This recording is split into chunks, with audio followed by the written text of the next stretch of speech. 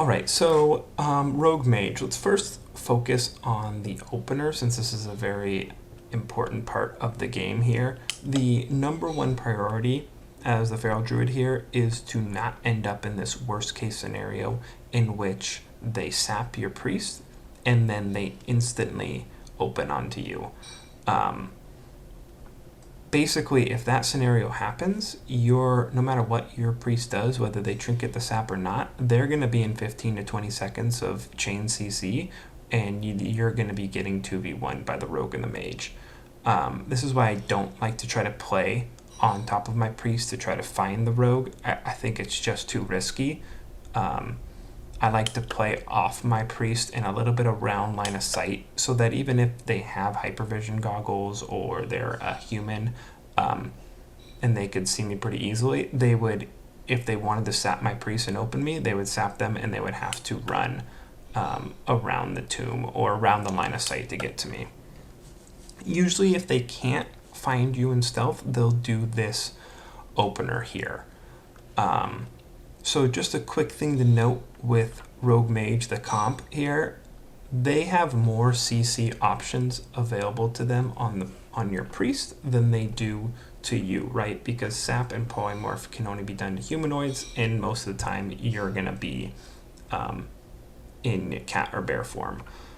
That means that ideally, from their perspective, they would CC the priest and focus you, right? So we like doing this opener because not only does it sort of make them put their focus on the priest and you're in stealth, so they can't really open you if they don't find you, but also once they do the sap here, and they'll sap and they'll spell steal, and then they'll polymorph, do a little bit more spell stealing, and then they'll open. Sap and polymorph, they share diminishing returns. So once they're done with this polymorph, they've sort of lost that CC advantage on the priest that they have, right? Because now your priest can't really be sapped or polymorphed for the next 15 to 20 seconds, or however long the DR lasts. And it's during that time that your priest can sort of be a little more aggressive, right? And that's why usually at that point, they'll just go to opening your priest, because now there's no real CC advantage for the next 15 to 20 seconds on whoever they choose. So they might as well choose the target they can see. And what'll happen is Mage will pop Icy Veins, the Water Elemental, and start going to town. My priest comes out super aggressive with the cooldowns, Power Infusion, Pain Suppression. We found that a lot of times in the games with Rogue Mage, we were dying with cooldowns still up. So we kind of came up with a rule of thumb that just as soon as they pop their Icy Veins in their pet, we're just going to go ham with the cooldowns. The longer the game goes, the better we think it is. So he comes out with the Pain Suppression. This makes it so the rogue really doesn't feel like opening into a Pain Suppression. And then he's going to run out there and he's going to get a Fear. When it's both undead, it feels bad. They can Ice Block out of a Fear. They can trinket. Really, the fearing in a rogue mage, especially when they're undead, getting the water elemental is not the worst use of a fear. You'll see he gets the full fear on the water elemental, and he starts moving to the pillar to get the line of sight. I'm going to run over there to open the rogue here with a pounce, and then the rogue's going to trinket. And at this point, just because we delayed their opener so much, right? The mage is already done with Icy Veins. My priest is over on this side. They did get my priest trinket, but I think they're just a little out of sorts here because they didn't quite know how to recover. The mage tried to swap to me, but I think the rogue is like, okay, well, if the priest has no trinket, next kidney shot, he'll probably die, right? So they go back onto my priest. But it's just a little too late. I'm on the rogue now. He's got fairy up. He either cloaks the fairy, in which case my priest will save his fear if he cloaks. So I think he's saving the cloak. I think he wants to try to pre-cloak the fear, which I guess since the fears have cooldown, he should do it now. But he didn't. So he gets feared and then he wills. And he's being a little greedy. Rogues, sometimes, like if you get these crits, it'll scare them. right? Like I just hit him with a big mangle crit there, and then once I have mangle up and he's evasion, I can just shred and it'll still hit. So I end up killing this rogue here, and we win that game pretty easily. All right, and then the next game we'll focus more on the mid game here. All right, so in this game, we'll look at the mid game, the sort of things that happen after we come out of stealth. I start this game, I think we were trying things out. I tried to open on the mage a little early. I still don't like that play there. It leaves me out of position. I get found by the rogue, and the only reason it turns out to even be semi-okay is because I resist the kidney shot here and I run away. So in Rogue Mage, the number one priority, especially if you're the kill target, is to line of sight the mage. It's also very important for your priest to kind of be line of sighting the mage because of the polymorph casts.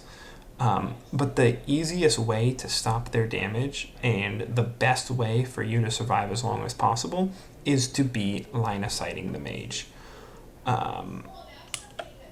As we talked about in the last game, sort of the longer these games go, the more it comes into your favor. And so you just want to try to survive. So you see even there, I popped out, try to interrupt, I missed the interrupt, and then I instantly just run back behind the pillar because I know that the rogue is going to pop out and cheap shot me at any moment. So if he's going to open me, I at least want to be around this pillar so the mage can't start pre-casting on me, basically. If it was just a mage and a feral druid, it's not that difficult to get away from the mage. It's not that difficult to stop their shatter combos because you can shapeshift out of every single Frost Nova.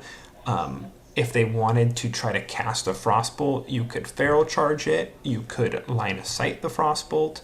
Feral druids have a lot of options against the mage to stop their damage and slow them down and to get away. The problem is the rogue stunning you, right? The best way they're going to get their damage is the rogue will put you into a kidney shot, and then the mage will full cast, put down the Frost Nova, get the Frostbolt, the Ice Lance, big crits, and they'll get the Shatter combo, right? So your number one priority when you're the kill target is to get ready for the kidney shot because that's what you're going to trinket. So he opens me here.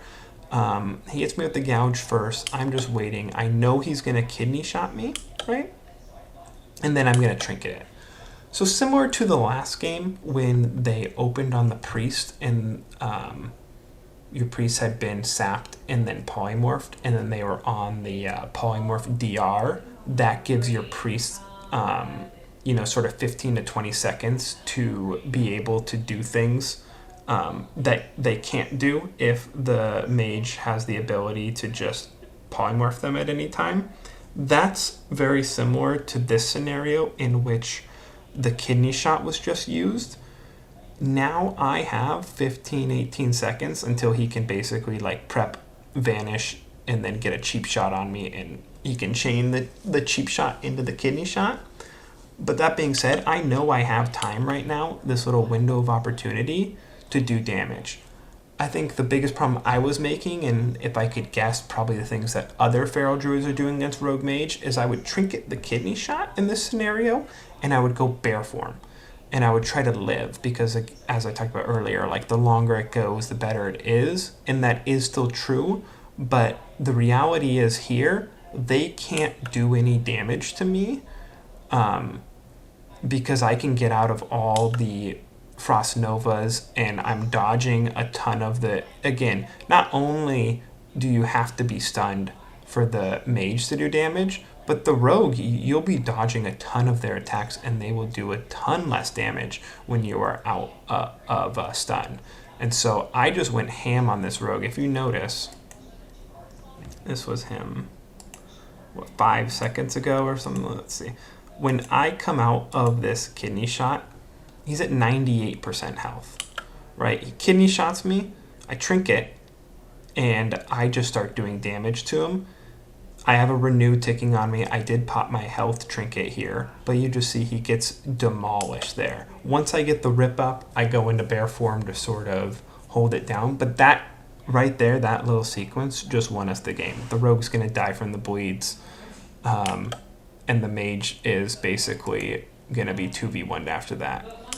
Talking about our priorities from earlier, how I said line of sighting, if you see right here, the mage is just trying to polymorph my priest. He knows that until that kidney shot comes up, they don't have a kill window on me. Honestly, right here, I could just kick this, but I didn't, and luckily for me, my priest was line of sighting here. So you see he's just pulling the mage around. The mage is focusing on trying to get that CC, and in that 5 or 6 seconds, I've already killed the rogue, even though he had evasion up. And that's the beauty of just pressing shred, right? I did sort of get behind him for the rip there, so that was kind of nice. But yeah, he basically dies right here, and then we win the game. So using those sort of windows of opportunity are extremely important. Another thing to probably look out for is the counterspell, but that's more for your priest usually.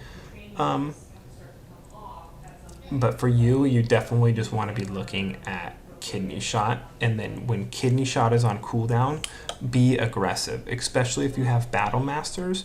Just pop battle masters, go into cat form, and go toe to toe with the rogue and do as much damage as you can. And when kidney shot's about to come back on cooldown, go into bear form, and you should be in a much better position.